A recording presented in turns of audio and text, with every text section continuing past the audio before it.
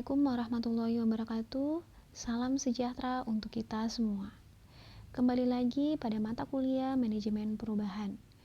Sebelumnya pada sesi 1 kita sudah membahas tentang konsep manajemen perubahan. Pada sesi kali ini di sesi 2, kita akan melanjutkan membahas tentang faktor pendorong dan tipologi perubahan organisasi. Tentunya kami berharap Anda akan mampu yang pertama mengetahui dan menguraikan tipologi atau jenis-jenis perubahan. Yang kedua, mengetahui faktor pendorong yang menyebabkan organisasi mengalami perubahan. Dan yang ketiga, memahami pola perubahan untuk menyelesaikan masalah. Organisasi pada dasarnya adalah alat untuk mencapai tujuan, khususnya tujuan para pendiri atau pemilik organisasi.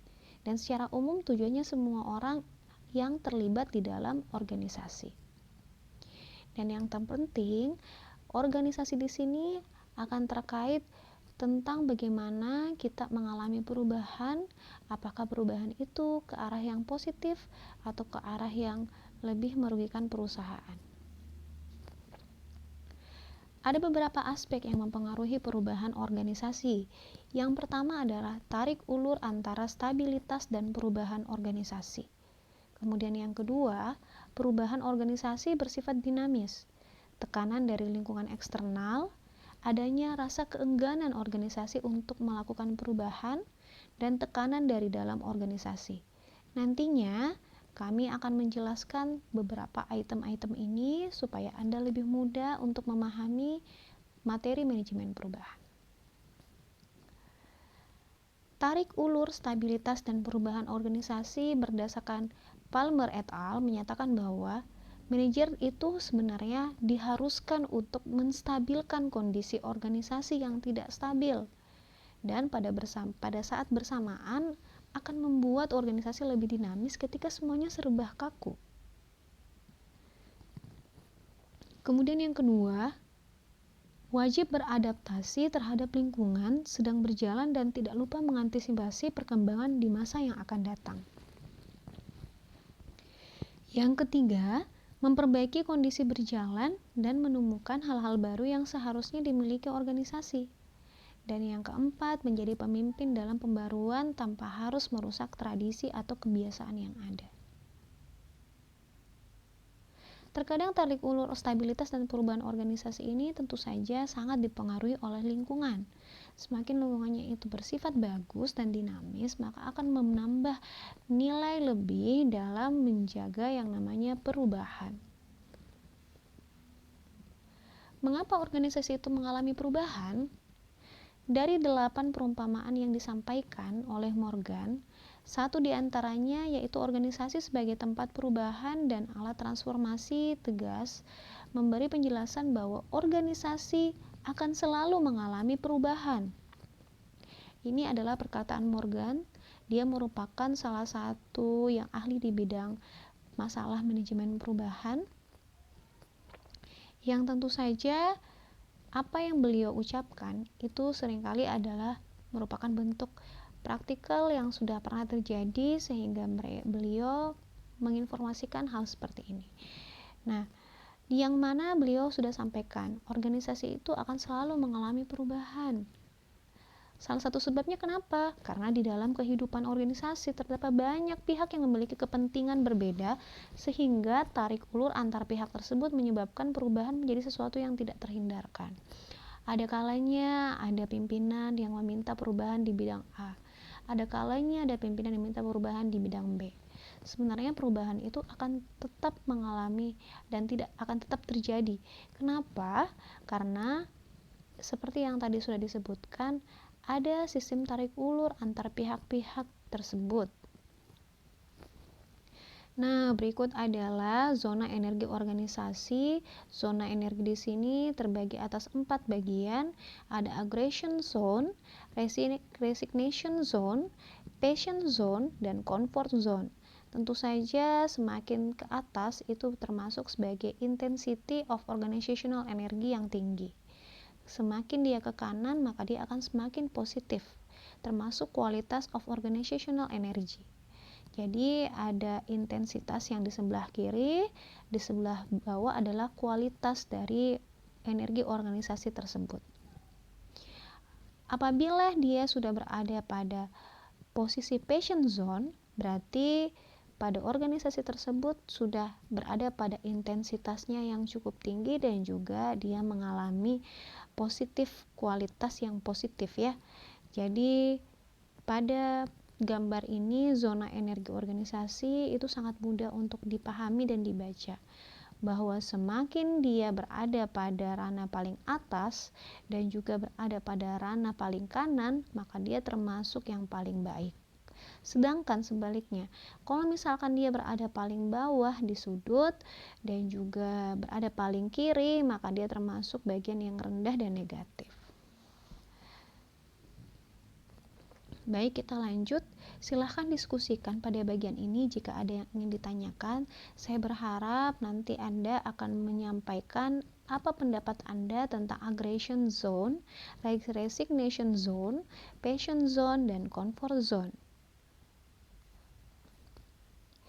Nah, di bagian sini sudah ada penjelasan lebih lanjut. Nah, ini juga saya harapkan Anda bisa memasukkan sebagai bagian sesi diskusi kita. Aggression zone ada arah panah dari bawah, comfort zone menuju aggression zone, kemudian resignation zone ada arah panah dari bawah ke atas. Ya, tentu saja winning the princess artinya itu merupakan posisi yang paling bagus yang bisa diterapkan. Lalu apa ada hal lain yang terkait dengan manajemen perubahan, yaitu tekanan dari lingkungan eksternal. Para manajer bersedia melakukan perubahan organisasi lebih disebabkan karena beberapa faktor berikut ini. Yang pertama, mengikuti tren perubahan yang terjadi pada industri. Kita perlu pahami bahwa industri selalu mengalami perubahan, apalagi di zaman sekarang. Bayangkan dulu di masa pandemi, kita belum kita selalu memikirkan bahwa sangat tidak mungkin melaksanakan kegiatan dalam berbasis tatap muka atau blended learning. Kita sangat sulit melaksanakan kegiatan blended learning dan harus face to face atau tatap muka. Tapi ternyata setelah masa COVID-19 ada banyak sekali universitas yang kemudian menggunakan sistem ini sebagai solusi dalam proses pengajaran. Kemudian yang kedua, keharusan melakukan perubahan. Karena di lingkungan keluar itu sudah melakukan perubahan, maka secara otomatis ketika kita hanya sendiri tidak melakukan perubahan, kita akan memaksakan diri, bukan memaksakan, tapi terdorong untuk melakukan perubahan. Perubahan geopolitik, terjadi perubahan di bidang politik.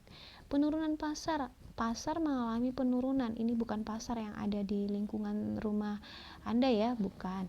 Tapi yang dimaksud adalah penurunan pangsa pasar atau apa yang diminta oleh target market kita. Kemudian terjadi persaingan yang sangat tinggi. Ada banyak sekali persaingan yang kemudian terjadi di zaman sekarang terutama ya. Semua orang berlomba-lomba untuk menjadi yang terbaik. Kemudian yang keenam, menjaga reputasi dari kredibilitas organisasi. Karena kita menjaga reputasi dari kredibilitas organisasi, maka perubahan itu nyata dan pasti akan terjadi. Keengganan organisasi berubah. Ada beberapa hal mengapa ada organisasi yang tidak ingin mengalami perubahan. 3 isu penting ini yang berkaitan dengan keengganan organisasi merespon perubahan lingkungan.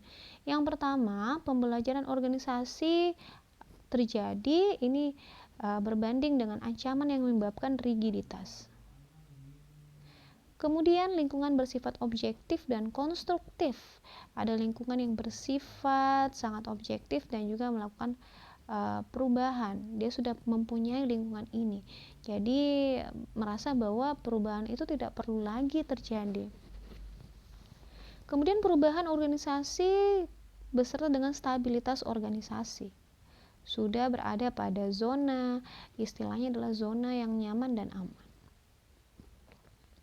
Untuk bagian poin 1, mari kita diskusikan lagi apa itu rigiditas. Kalian boleh untuk mengajukan saling menjelaskan satu sama lain dan berdiskusi rigiditas itu apa.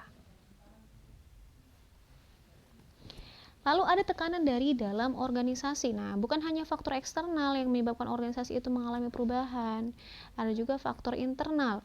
Yang pertama ada pertumbuhan organisasi. Karena pertumbuhan organisasi semakin meningkat, maka dia harus mengalami perubahan dan menyesuaikan keadaan. Kebutuhan organisasi untuk mengintegrasikan dan berkolaborasi. Kita harus melakukan perubahan, tentu saja tetap berkaca pada role model yang bagus, sehingga untuk mencapai role model itu kita harus melakukan kolaborasi. Kemudian kebutuhan akan identitas baru.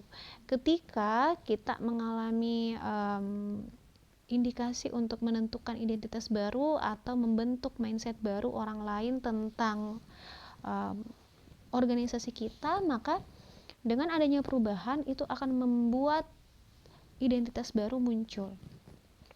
Kemudian diangkatnya pimpinan baru atau ada faktor politik dan kekuasaan sehingga ada perubahan. Contohnya misalkan ya, ada menteri yang melakukan kebijakan X, tiba-tiba dia diganti dan diangkatlah menteri lain, maka otomatis biasanya kebijakan itu juga akan mengalami perubahan.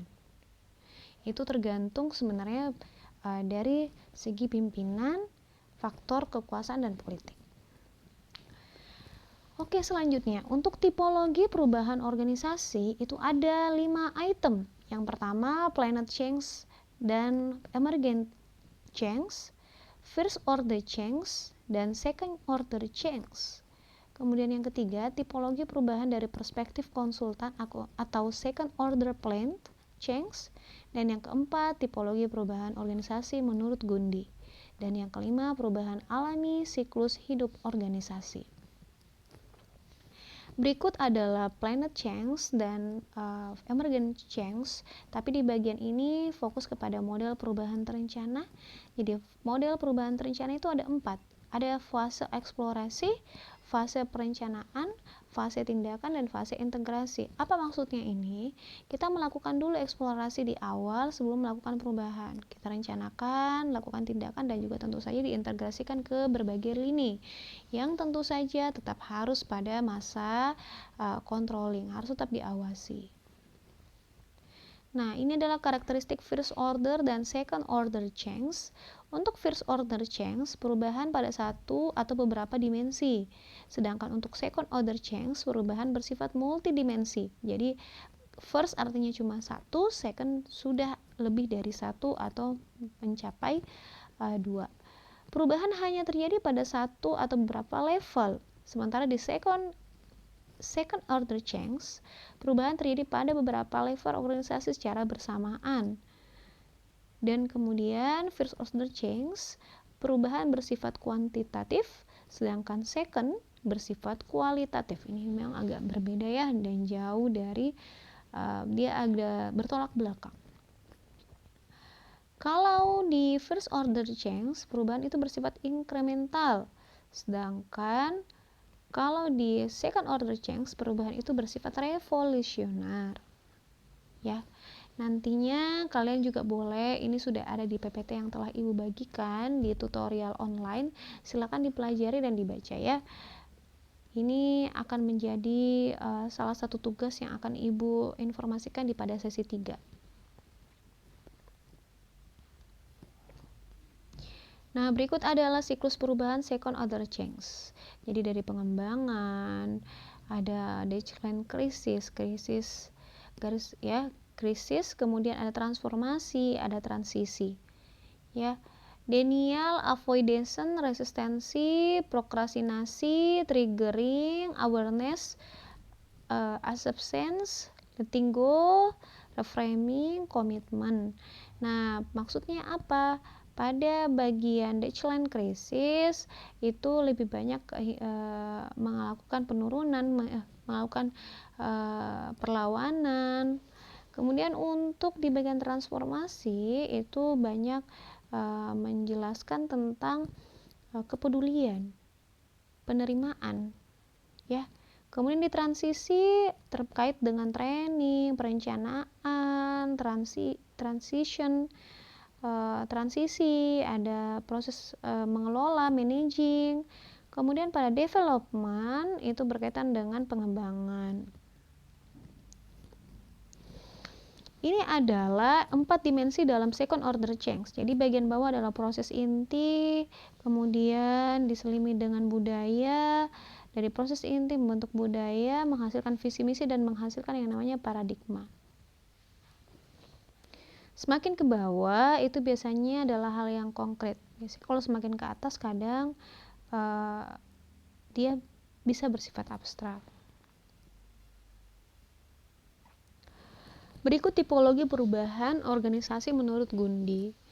Nah, bisa dilihat ya, Anda bisa melihat bahwa ada 3 grafik yang muncul, dan tentu saja semua grafik ini berkaitan dengan bagaimana tipologi perubahan organisasi menurut Gundi.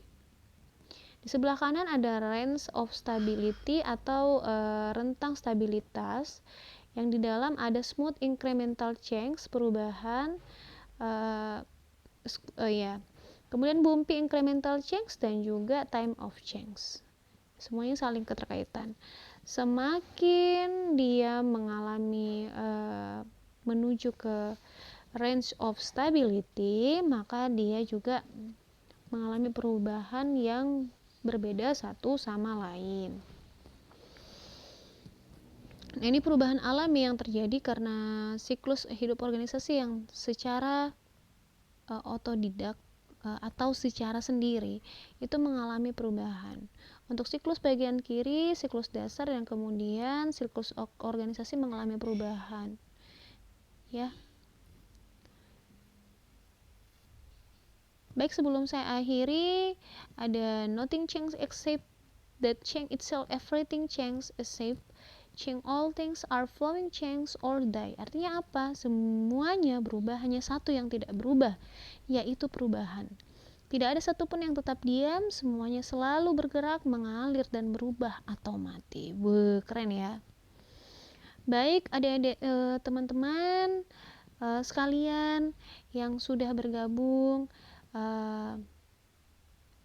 untuk perkuliahan kita kali ini, untuk sesi 2, nantinya akan dilanjutkan dalam forum diskusi. Ingat, tetap harus dipantau forum diskusinya, tidak lupa mengisi absensi, dan yang terakhir mengerjakan latihan soal.